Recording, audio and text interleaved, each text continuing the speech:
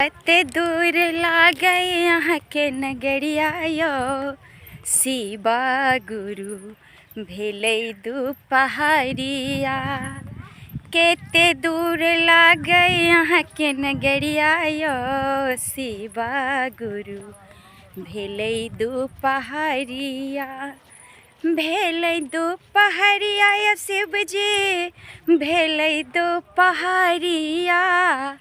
कते दूर लागे यहाँ के नगरिया यो शिवा गुरु भेलै दुपहरिया।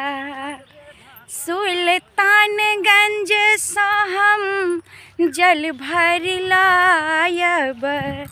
सुल्तानगंज से हम जल भर लायब। जल के घगरिया भेलै भारी यो शिवा गुरु भेलै दुपहरिया। जल के गगरिया भेलै भारी यो शिवा गुरु भेलै दुपहरिया।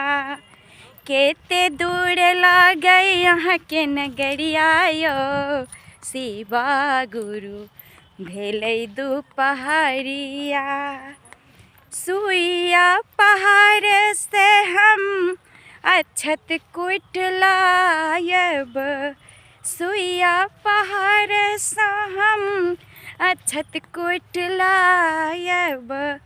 अक्षत के चंगरिया भेलै भारी यो शिवा गुरु भेलै दुपहरिया।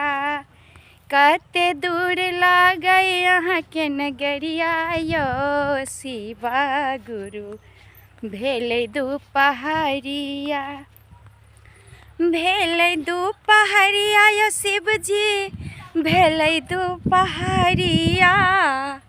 कते दूर लागे यहाँ के नगरिया यो ओधर दानी भेलै दुपहरिया। शांति नगर से हम फूल तोड़ लायब। शांति नगर से हम फूल लोढ़ी लायब। फूल केर डलिया भेलै भारी यो शिवा गुरु केर डलिया भेलै भारी यो शिवा गुरु भेलै दुपहरिया। चंदन नगर से हम चंदन घस लायब।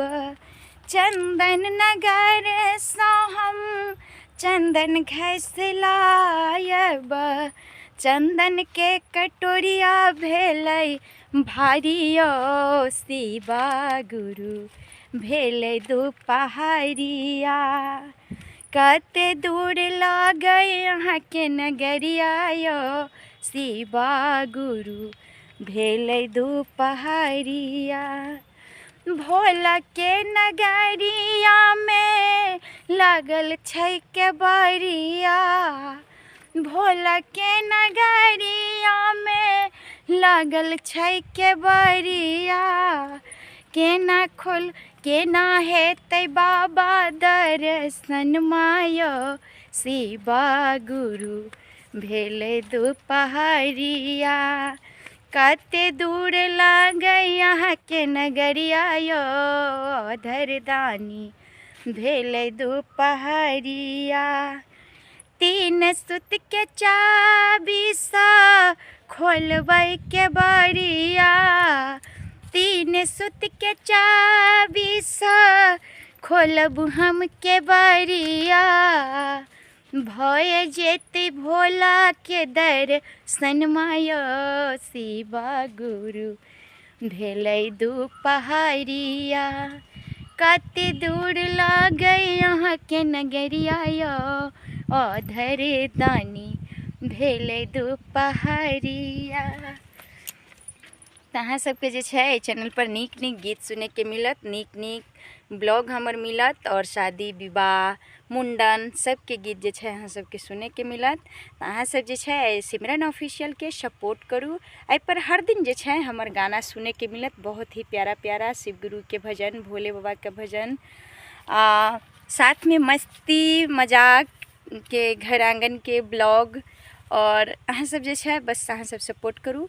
और दूसरा चैनल छै बीना श्री ब्लॉग, ओहि पर जे छै अहाँ सब हमर शूटिंग के वीडियो जे छै देखै छी और शूटिंग पर ही अभी छी। तो सोचलो एहि बीच में जे छै एकटा गाना अहाँ सबके बीच देल जाए। तो गाना अगर नीक लागत तो वीडियो के लाइक करो, शेयर करो, कमेंट में जरूर बताएब। बनल रहो आगे के ब्लॉग में।